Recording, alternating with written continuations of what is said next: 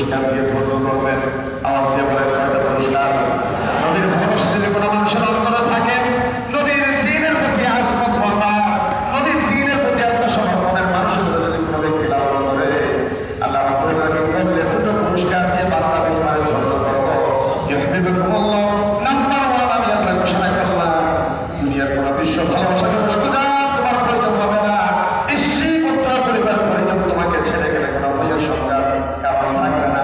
আমি আল্লাহ ঘোষণা দিলাম, আমি রব তোমার ভালোবাসার রহমতের ছাতায় উঠিয়ে দিলাম।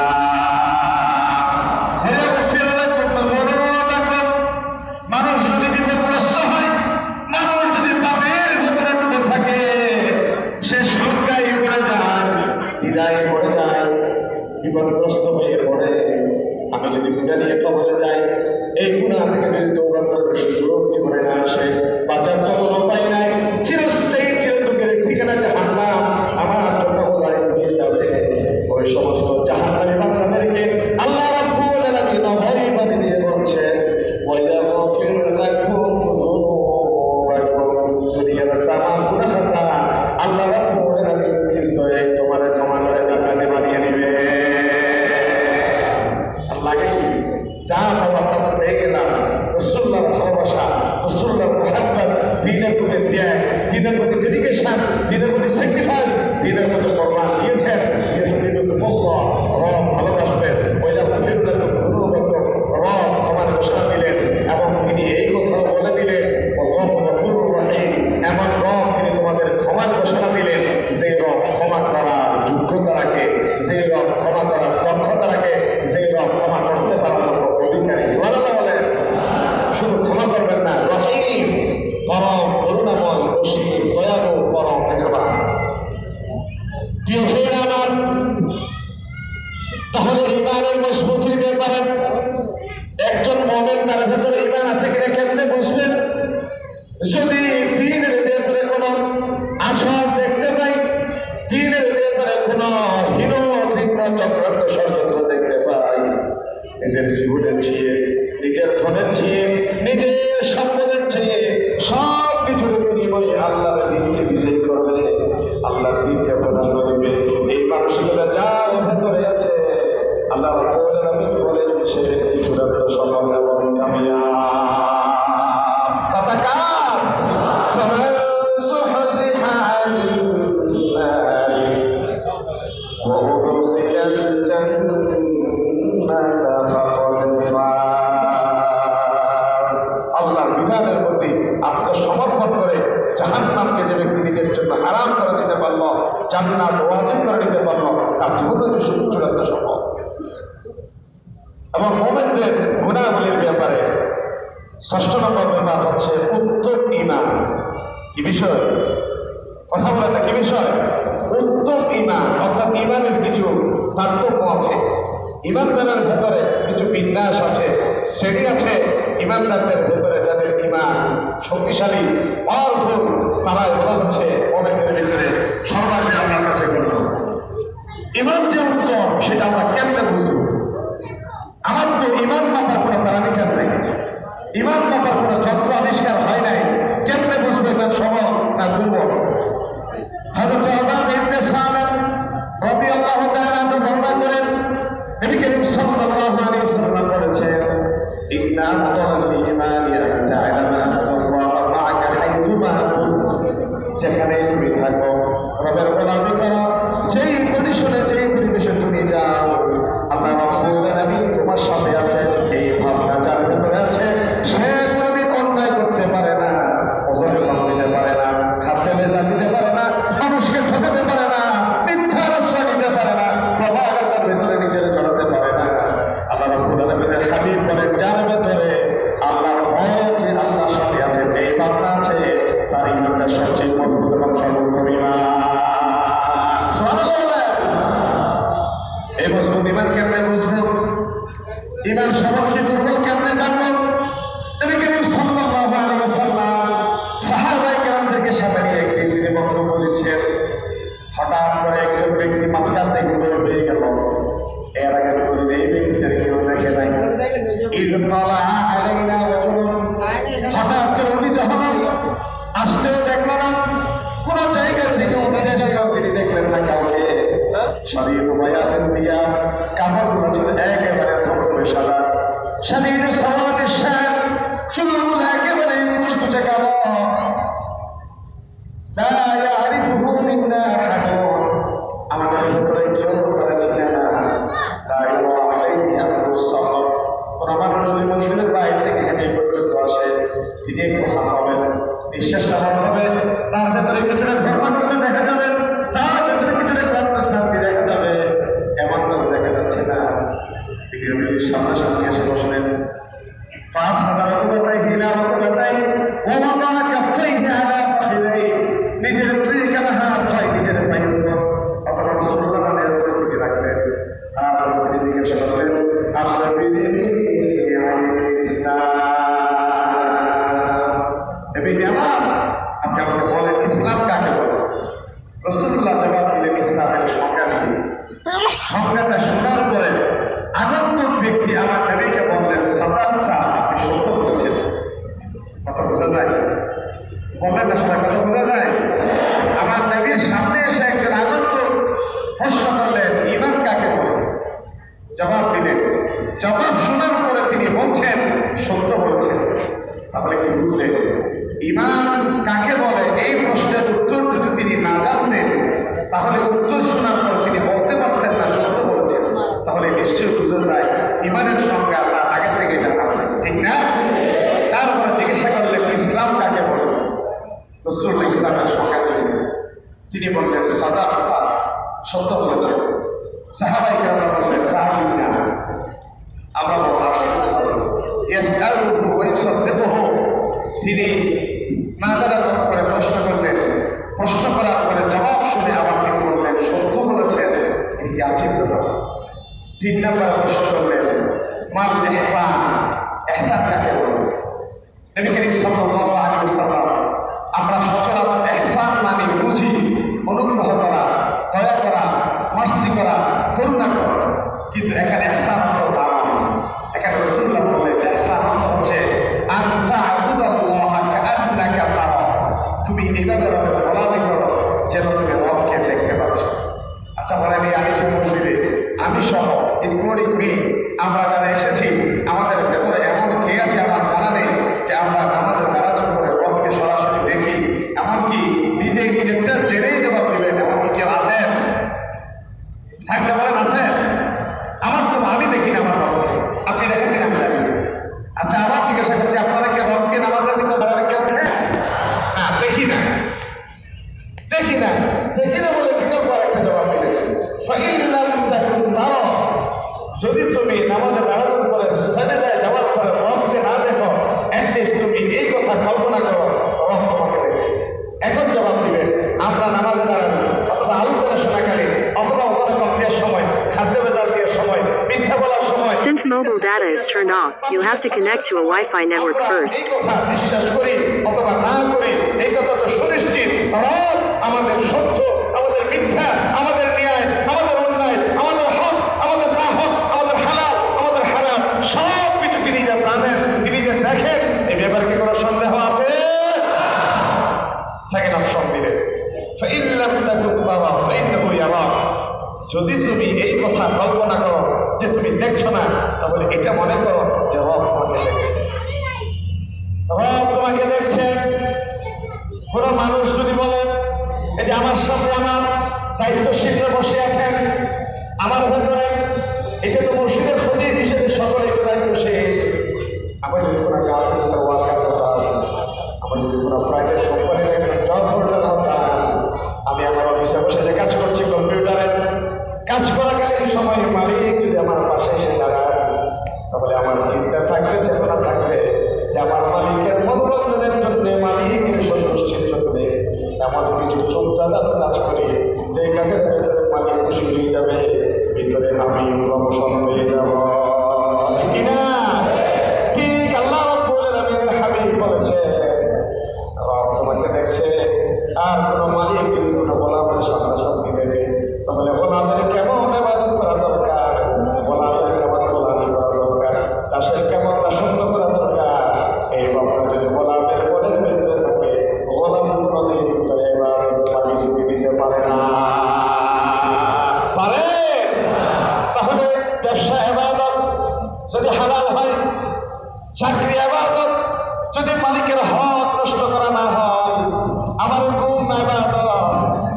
সুন্নাহ তরিকা মেনে নেওয়া হয়, আমার রাস্তায় হাঁটা ইবাদত যদি সুন্নাহ তরিকা অনুসরণ করা হয়, এই আলোচনাটা ইবাদত যদি আমার আলোচনার ভেতরে কোনো ধরনের রিয়া না থাকে,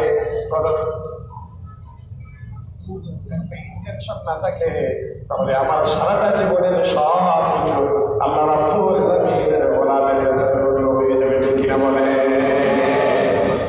সারা জীবনের সমস্ত কাজ যদি আল্লাহ গোলামের ভেতরে গণ্য হয়ে যায়, আর কাজটা যদি এমন হয় আমার আল্লাহ কি বলেছেন, আমার রাসূল কি করেছেন, এই দুই মানদণ্ডের বাইরে যাবে না, তাহলে এই বান্দার ইন্তেকালের পরে এই জমিনের 60 থেকে 70 বছর হায়াতের জবাবদিহিতার ব্যাপারে কি কোনো ভয় থাকার কথা?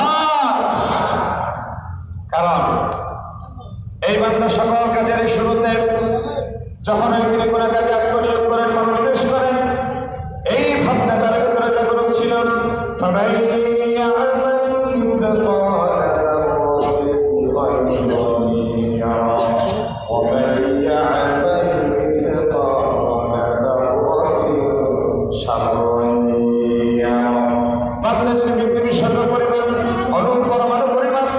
সত্য কথা, সত্য কাজ, ন্যায় ইনসাফের মধ্যে নিজের সুদৃঢ় ব্যবস্থা রাখে, তার নিজের সামনে নিয়ে আসবে কোনো অন্যায়, অসত্য, গর্বিত, বাজে, ইনডিসেন্ট, হারাম করে কাজের ভিতরে জড়ায়, এই অন্যায়, অসত্য, গর্বিতকে তার সামনে নিয়ে আসা হবে। আমার রক্তে আমাদের বইদের মাধ্যমে সামনে দিয়ে বলবেন, ইকরা কিতাবাক কাফা বিনাফসিকা আল-ইয়াওমা আলাইকা হাসিবা। বান্দাইটা পড়ো, তুমি সিএ ছিলাম, এসসিএ ছিলেন, এসিএম ছিলেন, অ্যাকাউন্টের উপরে মাস্টার্স করেছিলেন, এটা আজকে বিবেচ্য বিষয় নয়। তুমি শিক্ষিত ছিলেন, অশিক্ষিত ছিলেন, এটার প্রয়োজন হবে না। আমার নামার সামনে দিয়ে দিলাম, নিজের আমল নামা তুমি করে ফয়সালা দিয়ে দাও। এই আমল নামা যিনি করেছে তিনি কি টানে যাবেন না বামে যাবে? বান্দা খেয়াল করে বলবেন, মা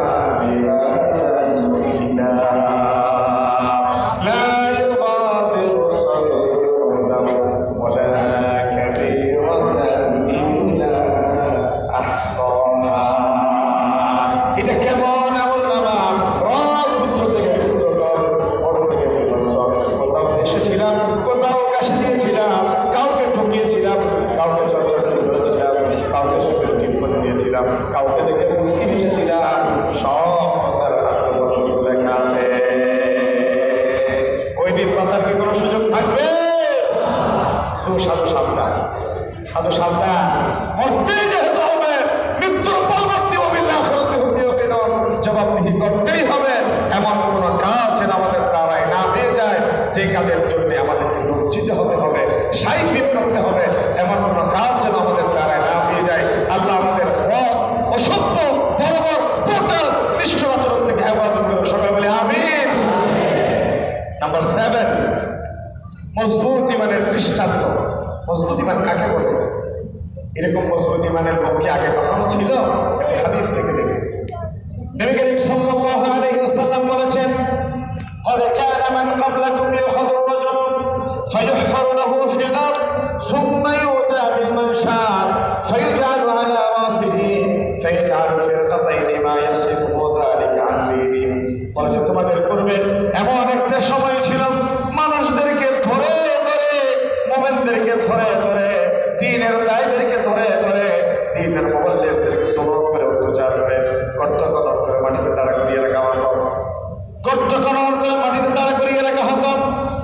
সুম্মা ইউতা বিল মানশার, একটা করাত নিয়ে আসা হতো, ধারালো একটা করাত দিয়ে, যে করাত দিয়ে কাটা যায়, ফায়ুজআলু আলা রাসিহি, করাতটা সোজা মাথার উপর রাখা হতো, ফায়ুজআলু ফিরকাতাইন, করাত দিয়ে টুকরো করে দ্বিখণ্ডিত করে দেওয়া হতো, মা ইয়াসরিফুহু যালিকা আন দীনিহি।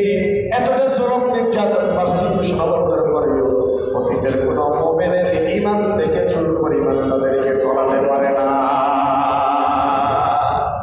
কোন ঈমানদার ঈমান থেকে বিন্দু বিসর্গ পরিমাণ সরে আসে নাই, তলে নাই, বলে যে মচকাবে থাকবে না। ঈমানদাররা মচকায়, ঈমানদাররা মরে একবার, মুনাফিকরা মরে বারেবার। ঠিক কি বলে? মা ইয়াসরিফু যালিকা আন দীনি, দিন থেকে এক চুল পরিমাণ তাদেরকে সরাতে পারে নাই।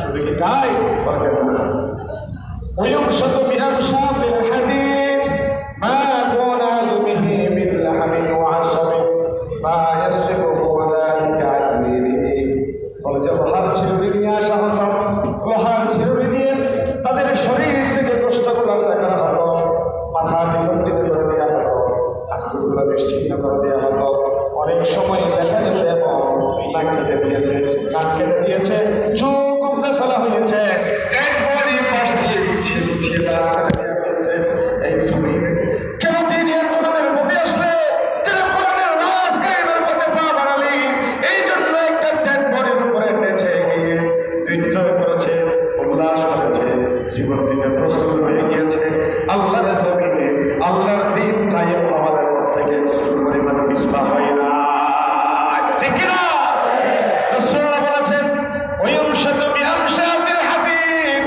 লোহার ছিলুনি দিয়ে দ্বিখণ্ডিত করার পরে করাত দিয়ে দ্বিখণ্ডিত করার পরে নষ্ট করা হয়েছে বাকি যারা বন্ধু ছিল আকাশ বাতাস পারে করে প্রকম্পিত করে চিৎকার দিয়ে বলেছে মাতা রাসূলুল্লাহ আল্লাহর সাহায্য কখন আসবে দিনের বিজয় কখন আসবে মার খেতে খেতে শেষ হয়ে গেলাম নিশ্চিন্ন হয়ে গেলাম জমিন থেকে নিপাত হয়ে গেলাম আল্লাহ রাব্বুল আলামিন সাহাবায়ে কেরামদের সামনে সুসংবাদ দিয়ে বললেন আলা ইন্না নাসরাল্লাহি করিব আল্লাহর সাহায্য খুব নিকটে আল্লাহর সাহায্য নাসরুল মিনাল্লাহ ওয়া ফাতহুন করিব খুব কাছাকাছি ধৈর্য ধরো অপেক্ষা করো মার খাও বিজয়ের হাসি তোমরাই হাসবা বিজয়ের মুকুট আমার সব বিপ্লবী কর্মী তোমাদের মাথার উপরে উঠানো হবে ঠিক কিনা বলে অতীত ত্যাগ কোরবানির নজরানা যারা পেশ করেছে আল্লাহ তাআলা এই জমিনের ওয়ারাসাতের দায়িত্ব এই জমিনের বিপ্লবের সূতিকারা যাদের হাত দিয়ে তৈরি হয়েছে প্রতিনিধিত্ব এই জমিনের খেলাফতের দায়িত্ব ওয়ানা জাআলাহুম আইম্মা ওয়ানা জাআলাহুম ওয়ারিসিন জমিনের ইমামত জমিনের ওয়ারাসাতের দায়িত্ব সেই সকল মুস্তাফিনদের কাঁধের উপর উঠিয়ে দিবেন বলে ওয়াদা করেছেন কে সূরা কাসাসের আয়াত সুতরাং ওই কিসে সংখ্যা কিসে ইমানদারদেরকে দোয়া করেছেন ধৈর্য ধরো অপেক্ষা করো মার খাও জেলে যাও মামলার খানি টানতে টানতে খবর পর্যন্ত পৌঁছো এবারে দুনিয়া ওইবারে আল্লাহ জান্নাত এই দুনিয়ার তো একটা শেষ আছে এই দুনিয়ার জন্ম যখন হয়েছে মৃত্যুর মাধ্যমে অবশ্যই শেষ আছে কিন্তু একটা সময় যখন মৃত্যুর মুখোমুখি হয়ে যাবে এমন জগতের দিকে তোমাদের পা বাড়াতে হবে সেই জগৎ এন্ডলেস বিয়ন্ডলেস বটমলেস যার শেষ নাই যার ভুল নাই যার কিনারা নাই ওই জগতে যে পার পেয়ে গেল আর কোনো সংখ্যা নেই ওই জগতে যে ঢেকে গেল তার বাঁচার কোনো উপায় নাই ঠিক কিনা বলে সুতরাং আজ আলোচনা একটা ভয় বলে শুধু আলোচনা শেষ করি সেটি হচ্ছে মোমেনরা মাঝে মধ্যে ভুল করে মোমেনরা মাঝে মধ্যে অ্যাক্সিডেন্ট করে মোমেনদেরও রিপোর্ট ধারণা আছে মোমেনদেরও শয়তানি মাঝে মধ্যে পেয়ে বসে সাইয়্যিদুনা আবু সাঈদ আল খুদরি রাদিয়াল্লাহু তাআলা হাদিস বর্ণনা করছেন নবী করিম সাল্লাল্লাহু আলাইহি ওয়াসাল্লাম বলেছেন মাসালুল মুমিনি ওয়া মাসালুল ঈমানি কামাসালিল ফারাস বলেছে মুমিনদের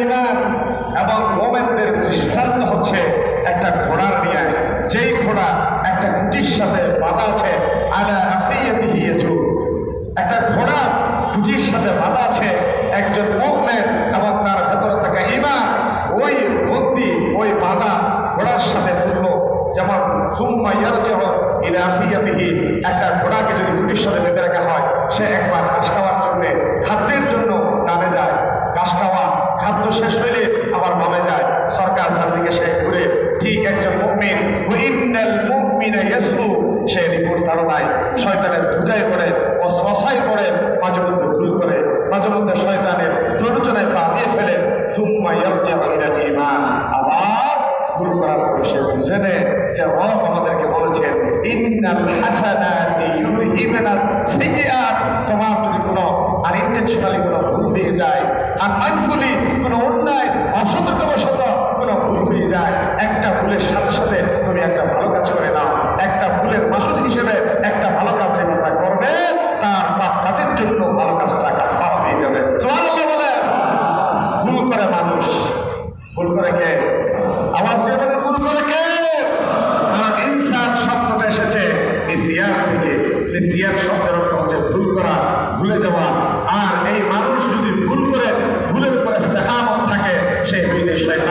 আর যে ভুল থেকে তওবা করে রবের দিকে ফিরে আসে সে সুবহানাল্লাহ বলেন। তাহলে ভুল করে নবীর রাস্তায় আমার থাকা যাবে না, থাকলে শয়তান পেয়ে যাব।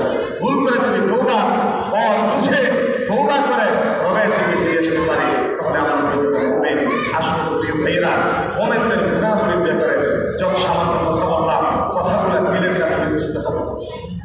শরীরের বাহ্যিক এই কাজ, শরীরের অংশ নিয়ে না বুঝে যদি দিলের কাজ দিয়ে কথাগুলো বোঝা হয়, এই নাসিহা, এই আলোচনা আমাদের জন্য জীবন চলার বাকি হবে। যদি এই কথা আমাদের এই কান দিয়ে ঢুকে ওই কান দিয়ে বের হয়ে যায়, তাহলে মাস শেষে আমার কিছু টাকা পাওয়া হবে, আমার বাবা সিল্লাই কিছু বড় মৌলানা সাজা একটা উপাধি পাওয়া হবে, আপনাদের কোনো কাছে আসবে না। এটা আল্লাহ আমাদের জীবনে না করুন। এটাই এই প্ররোচনা, এই আল্লাহ তাআলার পক্ষ থেকে শয়তানের এই ধোঁকা, এটা থেকে আল্লাহ আমাদের হেফাজত করে। আমি এই বুঝি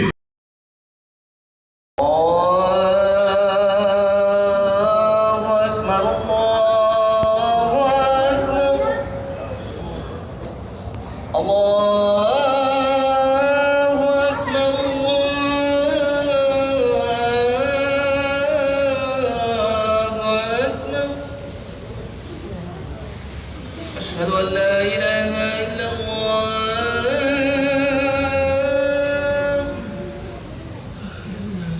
أشهد أن لا إله إلا الله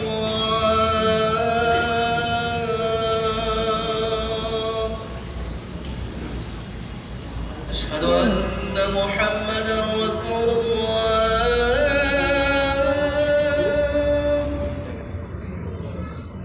أشهد أن محمدا رسول الله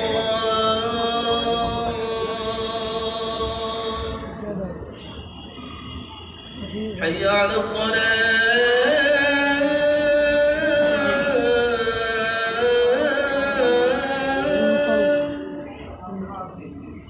حي على الصلاة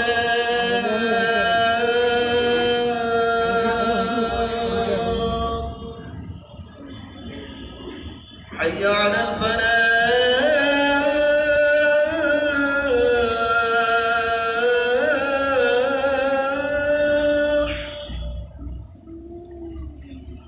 حي على الفلاح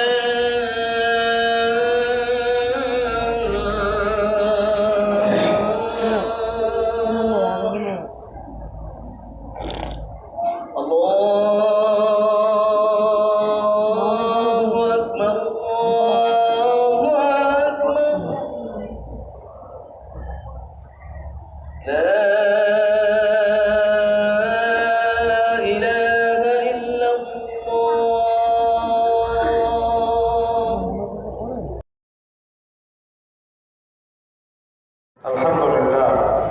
الحمد لله الذي زين صورة الإنسان بحسن تقويمه وتقديره وحوصه من الزيادة والنقصان في شكله ومقاديره وفوض تحسين الأخلاق إلى الاجتهاد العبد وتشغيله واستحثه على تهذيبها بتخويفه وتحذيره ونشهد أن لا إله إلا الله وحده لا شريك له ونشهد أن سيدنا ومولانا محمدا عبده ورسوله الذي كان يروح أنوار النبوة من بين أساريره ويستشرف حقيقة الحق من مخايله وتباشيره صلى الله عليه وعلى آله وأصحابه الذين طهروا وجه الإسلام من ظلمة الكفر ودياجره وحسموا مادة الباطل فلم يتدنسوا بقليله ولا بكثيره.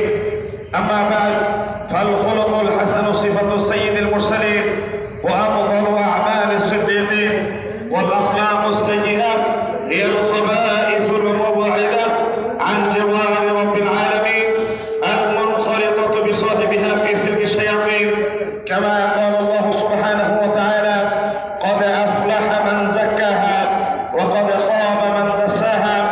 وقال رسول الله صلى الله عليه وسلم: إن أثقل شيء يوضع في ميزان المؤمن يوم القيامة خلق حسن، وإن الله تبارك وتعالى يبغض الفاحش البذيء. وقال عليه الصلاة والسلام: إن المؤمن ليدرك بحسن خلقه درجة قائم الليل وصائم النهار. وقال عليه الصلاة والسلام: المسلم الذي يخالط الناس ويصبر على آذاهم أفضل من الذي لا يخالط ولا يصبر على آذاهم. وقال عليه الصلاة والسلام: أكمل المؤمنين إيمانا أحسنهم خلقا. أعوذ بالله من الشيطان الرجيم. لقد كان لكم في رسول الله أسوة حسنة لمن كان يرجو الله واليوم الآخر وذكر الله كثيرا. اللهم وفقنا لما تحب وترضى من القول والفعل والعمل والهدي والنية، إنك لتهدي إلى صراط مستقيم. أقول قولي هذا وأستغفر الله لي ولكم ولسائر المسلمين من كل ذنب فاستغفروا وأتوب إليه، إنه هو التواب الرحيم.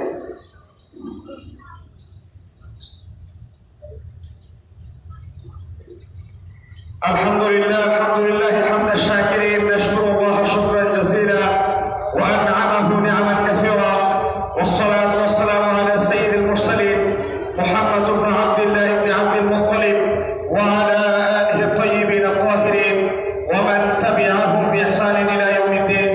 أشهد أن لا إله إلا الله وحده لا شريك له، وأشهد أن محمدا عبد الله ورسوله صلى الله عليه وسلم تسليما كثيرا.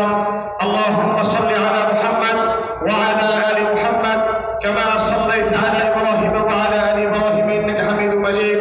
اللهم بارك على محمد وعلى آل محمد كما باركت على إبراهيم وعلى آل إبراهيم إنك حميد مجيد. يقول الله سبحانه وتعالى في شأن حبيبه حيث قال في سورة الأحزاب: إن الله وملائكته يصلون على النبي يا أيها الذين آمنوا صلوا عليه وسلموا تسليما. اللهم صل وسلم وبارك على سيدنا ونبينا ومولانا محمد صلى الله عليه وسلم نور القلب وقرة العين، وعلى آل محمد صلى الله عليه وسلم. فيا أيها المشتاقون إلى رؤيا جماله صلوا عليه وسلموا تسليما. خصوصا منهم ذي الأسعارين سيدنا أبو بكر الصديق رضي الله تعالى عنه، وعلى الشاهد الأول الناطق بالصواب سيدنا عمر بن الخطاب رضي الله تعالى عنه، وعلى جامع القرآن سيدنا عثمان بن عفان رضي الله تعالى عنه، وعلى سيد الله الغالب سيدنا علي بن أبي طالب كرم الله وجهه، وعلى والده السيدين أبي محمد الحسن وأبي عبد الله الحسين رضي الله تعالى عنهما، وعلى أمهما فاطمة الزهراء رضي الله تعالى عنها، وعلى عبديه المعصومين عند الله والناس المطهرين من الدنس والأرجاس أبي عمر بن حمزة وأبي الفضل العباس رضي الله تعالى عنهما، وعلى تمام الأشهر المبشرة صلاة وسلاما دائمين متلازمين إلى يوم الدين. اللهم أعز الإسلام والمسلمين، اللهم أعز الإسلام والمسلمين، اللهم انصرنا وانصر المسلمين في كل مكان، اللهم انصرنا وانصر المجاهدين في كل مكان. اللهم اغفر لأمة محمد صلى الله عليه وسلم وتجاوز عن أمة محمد صلى الله عليه وسلم، وأصلح أمة محمد صلى الله عليه وسلم. اللهم اهلك الكفرة والمبتدعة واليهود والنصارى والهنود والمجوس والمشركين والملحدين. اللهم شتت شملهم، مزق جمعهم، دمر ديارهم، وحرق بيوتهم، وأنزل بهم بأسك الذي لا ترده عن القوم المجرمين. واكتب اللهم الستر والسلامة والعافية علينا وعلى عبدك الحجاج والغزاة والمسافرين في برك وبحرك من أمة محمد أجمعين.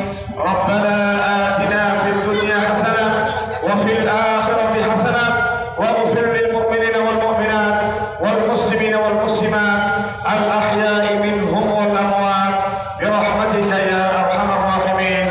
إن الله يأمر بالعدل والإحسان وإيتاء ذي القربى وينهى عن الفحشاء والمنكر والبغي يعظكم لعلكم تذكرون. واذكروا الله تعالى يذكركم وادعوه يستجب لكم، ولذكر الله تعالى أعلى وأولى وأعز وأجل وأهم وأتم.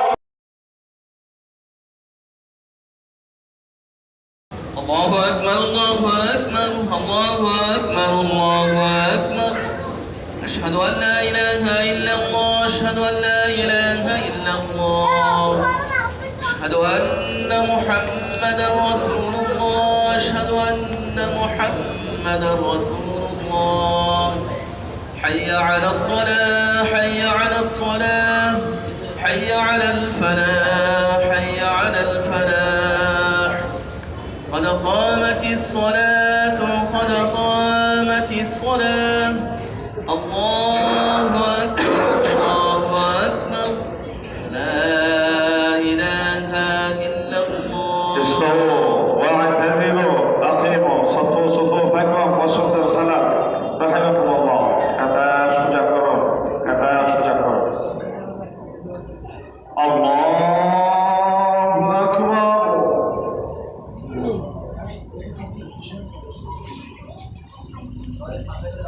Alhamdulillahi Rabbil Alamin Ar-Rahmanir Rahim Maliki Yawmiddin Iyyaka na'budu wa iyyaka nasta'in Ihdinas siratal mustaqim Siratal ladzina an'amta 'alaihim ghairil maghdubi 'alaihim waladdallin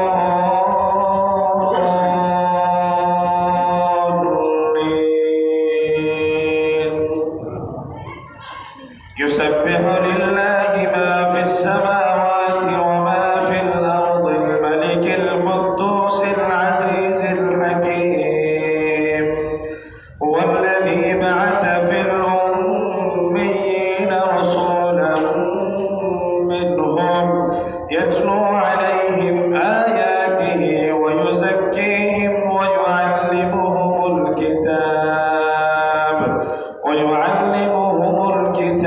والحكمة وإن كانوا من قبل لفي ضلال مبين وآخرين منهم لما يلحقوا بهم وهو العزيز الحكيم ذلك فضل الله يؤتيه من يشاء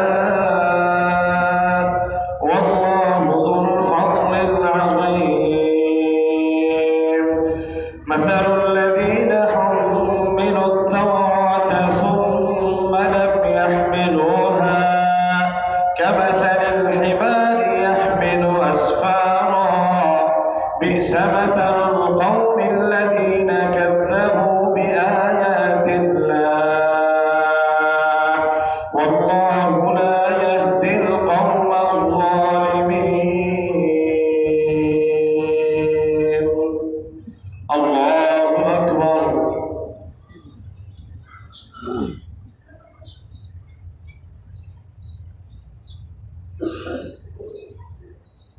سمع الله لمن حمده الله أكبر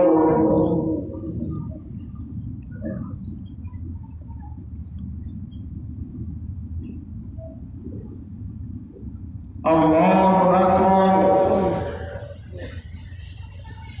الله أكبر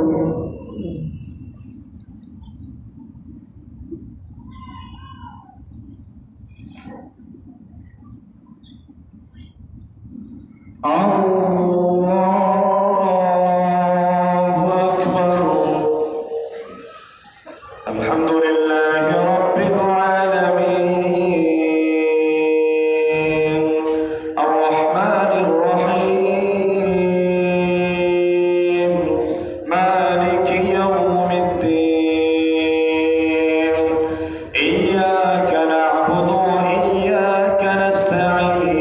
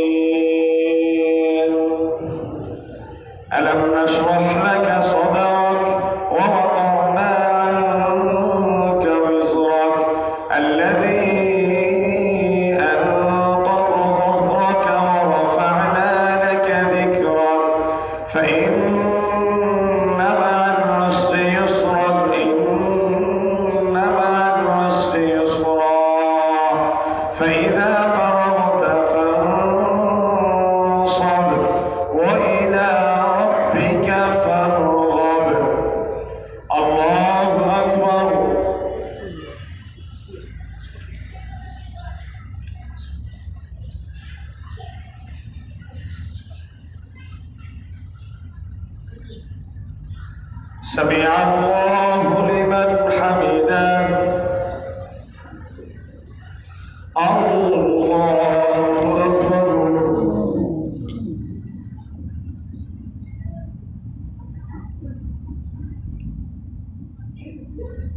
الله أكبر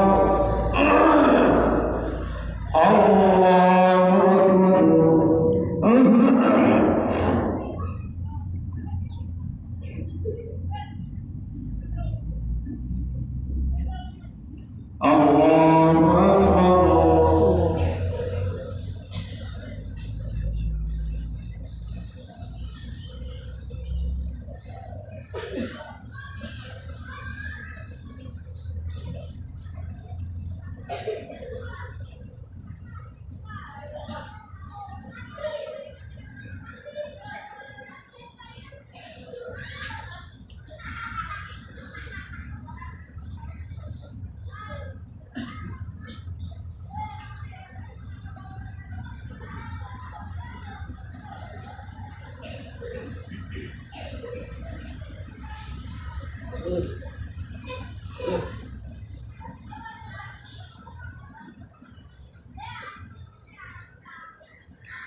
السلام عليكم ورحمة الله السلام عليكم ورحمة الله ربنا هب لنا من أزواجنا وذرياتنا قرة أعين واجعلنا للمتقين إماما رب ارحمهما